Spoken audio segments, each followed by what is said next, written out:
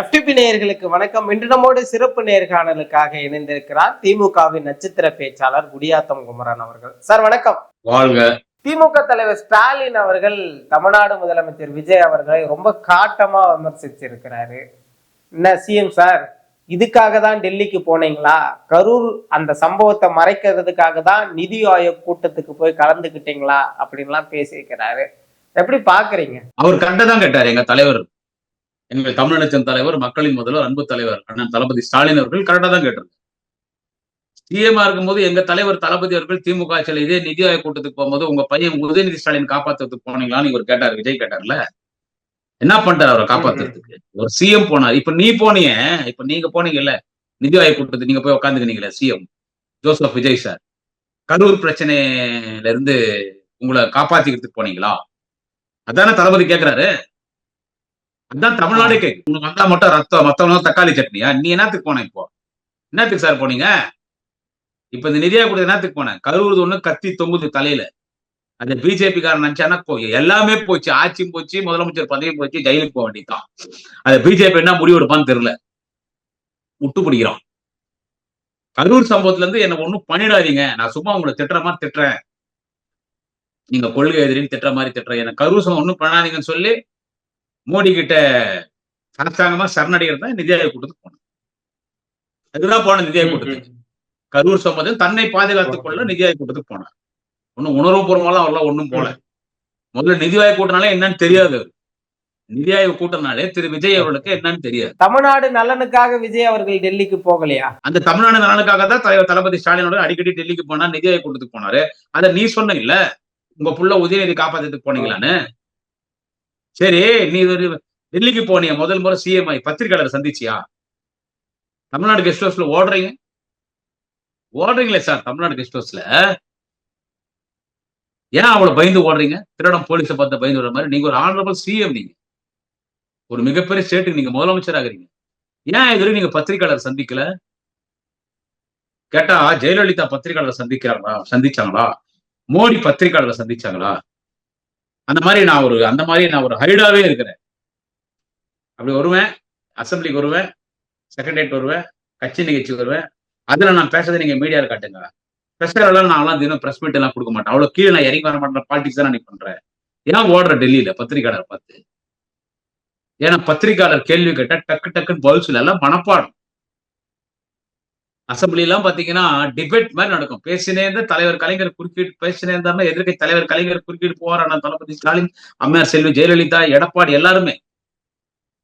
இப்ப யார் என்ன பேசினாலும் அசம்பிளி எதிர்த்து நீ அவங்களை குறுக்கி கேள்வி கேட்டு நீ கிராஸ் டாக் பண்ண முடியாது. மறுநாள் ஒரு அதிகாரி உனக்கு தயாரிச்சு லெட்டர் டைப் பண்ணி கொடுத்தா அதுதான் நீங்க படிக்கிறீங்க. விஜய் சார் வந்து அதுதான் படிக்கிறார் சிஎம், அதான் நீங்க படிக்கிறீங்க.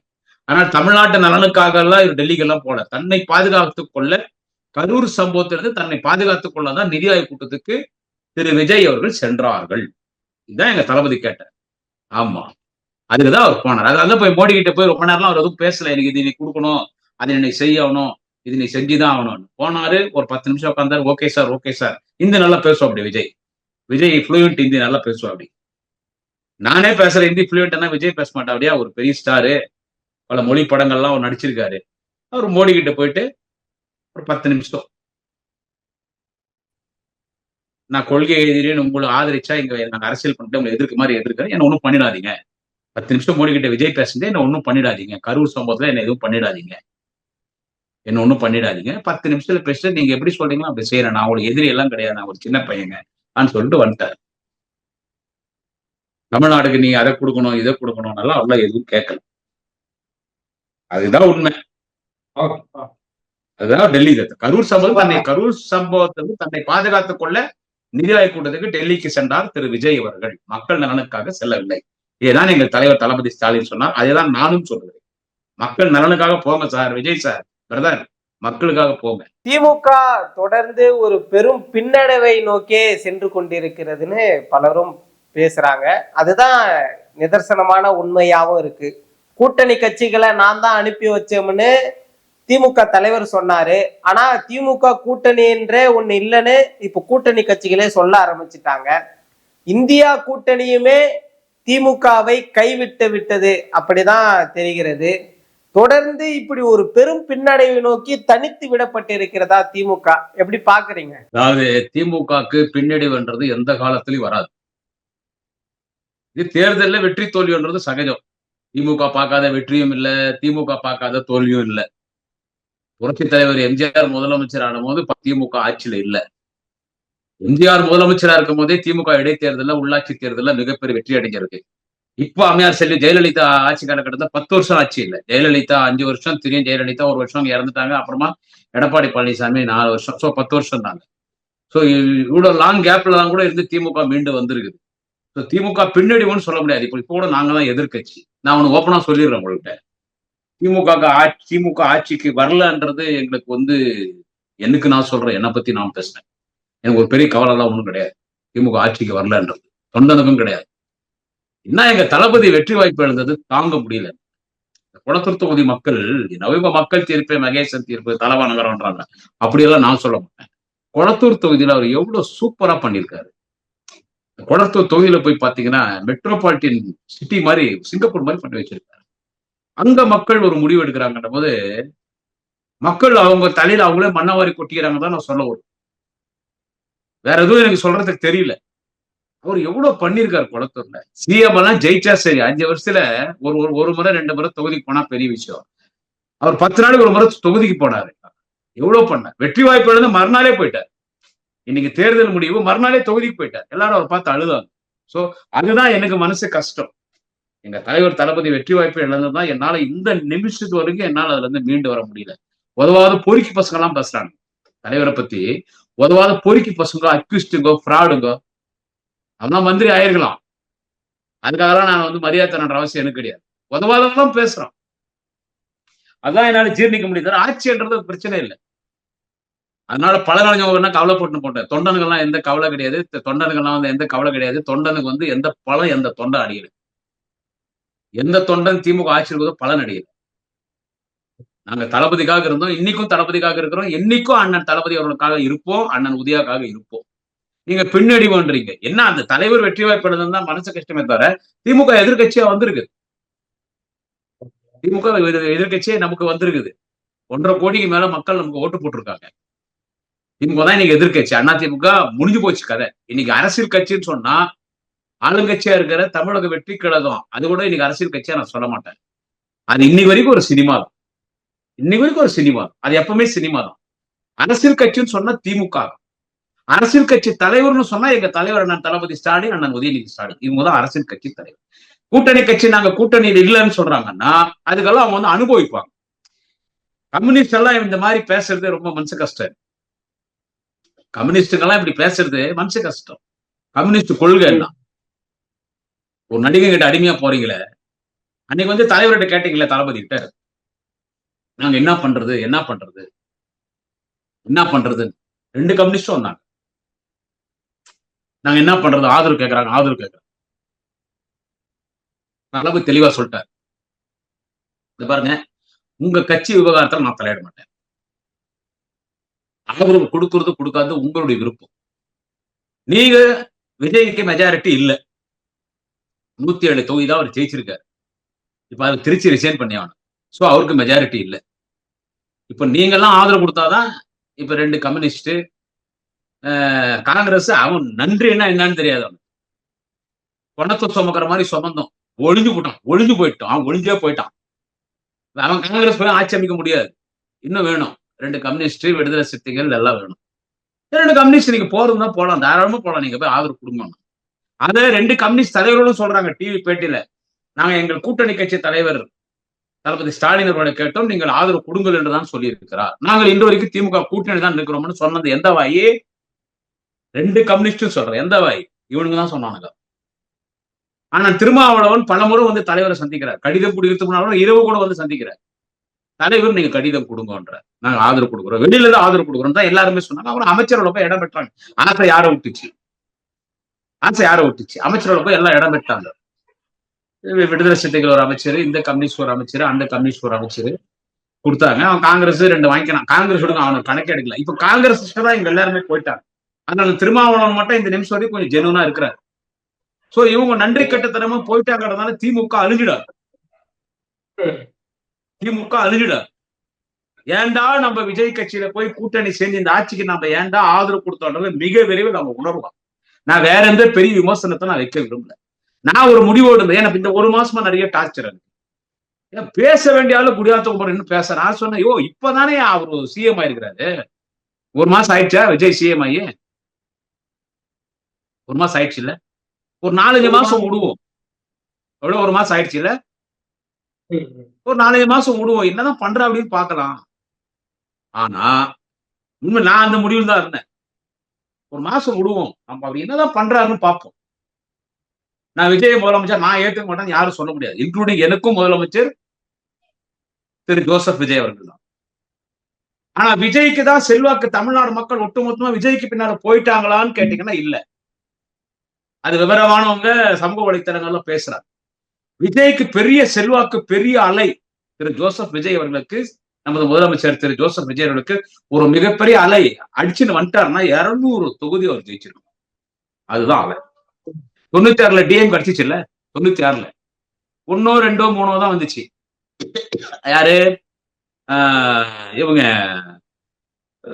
ஏடிஎம்கே பிஎம்கே 1 2 வச்சாலும் அப்படியே 200 தொகுதி அப்படியே அடிச்சிச்சு டிஎம்கே. அது அல்ல, அது அல்ல.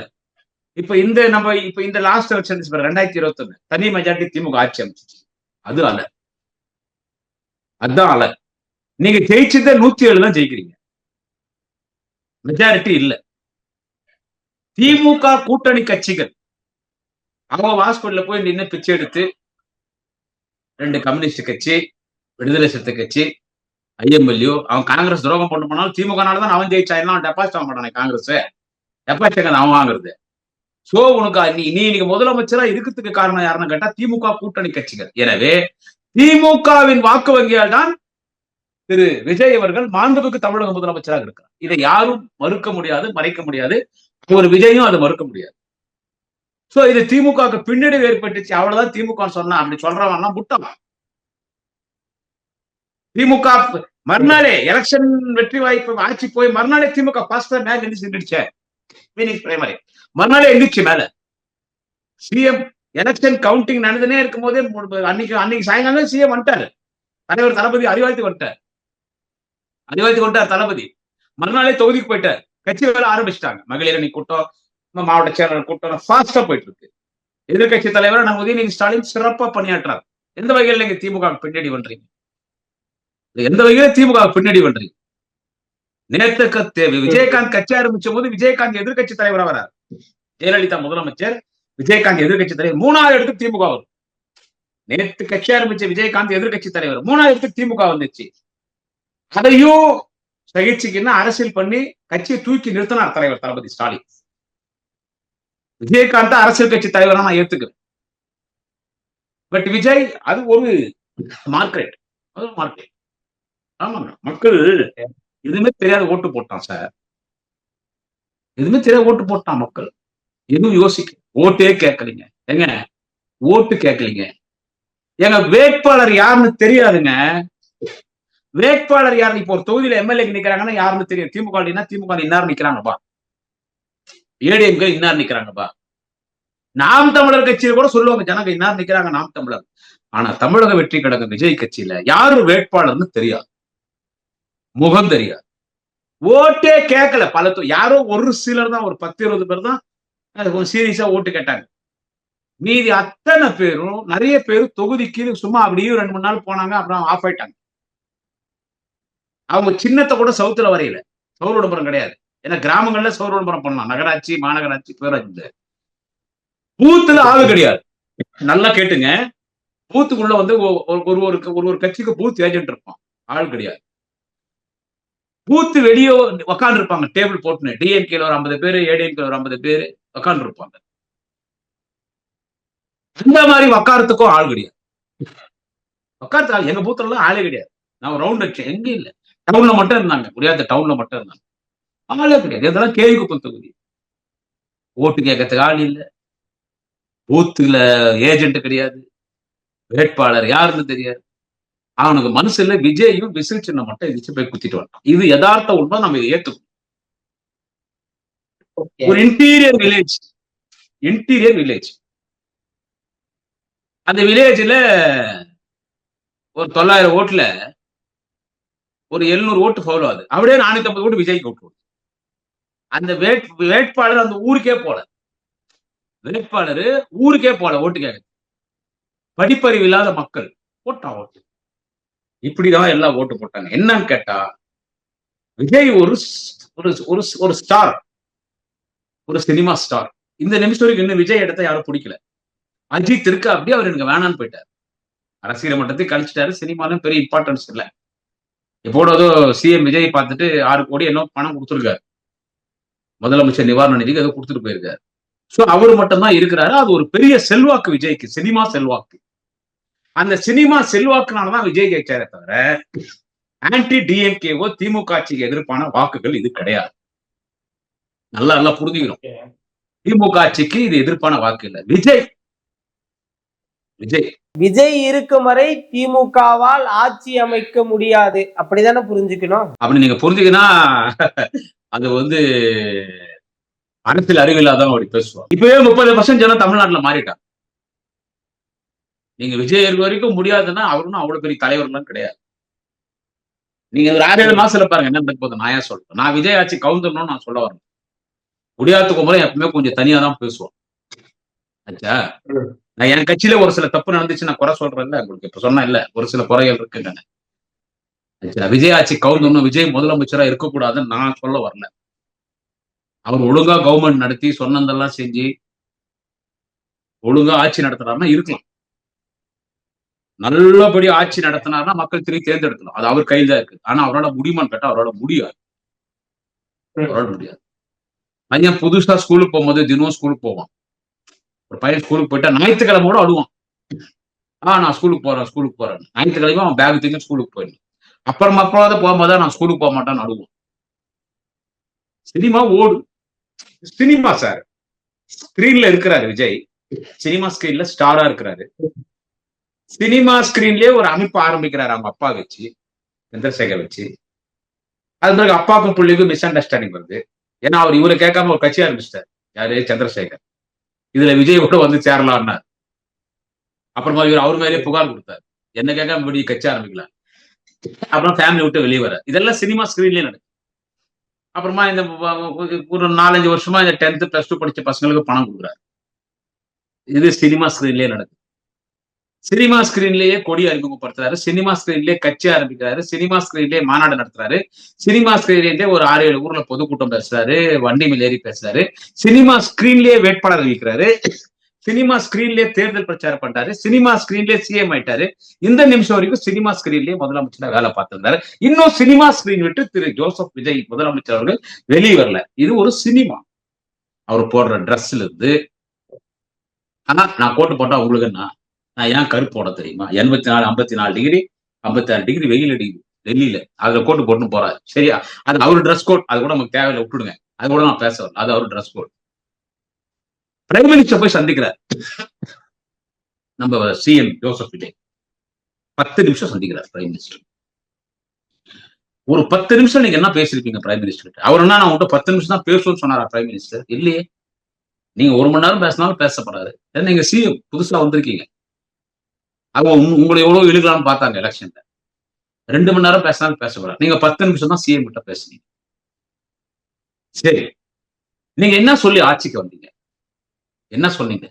பாலியல் பலாத்காரம் திமுக, பெண்களுக்கு பாதுகாப்பு இல்லை நீங்க, போதை கலாச்சாரம் நீங்க, சட்ட ஒழுங்கு பிரச்சனை நீங்க சிஎம் ஆன பிறகுதான் அதிகமா இருக்குதா இல்லையா? 10 வயசு பெண் கற்பழிக்கப்படுறா. உன் கட்சி டிவிகே கட்சிக்காரன் நேத்து வீரபாண்டியில அவன் பொள்ளாச்சி ஸ்டைல்ல எல்லார்கிட்டையும் பெண்கள் எல்லாம் வந்து போன்ல அம்மனமா படம் எடுத்தா அவங்க ஃப்ரெண்ட்ஸ்க்கெல்லாம் விருந்து வச்சுக்கிறான் அந்த பெண்களை வச்சு. டிவிகே கட்சி நிர்வாகி பெண்களுக்கு பாலியல் தொண்டை, கஞ்சா வழக்குல மாற்றான், போலி மதுபான பாட்டோட மாற்றான், ரவுடி இருக்கிறான், கொலகார இருக்கிறான். உங்கள்கிட்ட எம்எல்ஏ பல பேர் மீது குற்ற வழக்கு இருக்கு. நிச்சயமா சார், பல்வேறு விஷயங்கள் பேசுவோம், தொடர்ந்து பேசுவோம். நன்றி.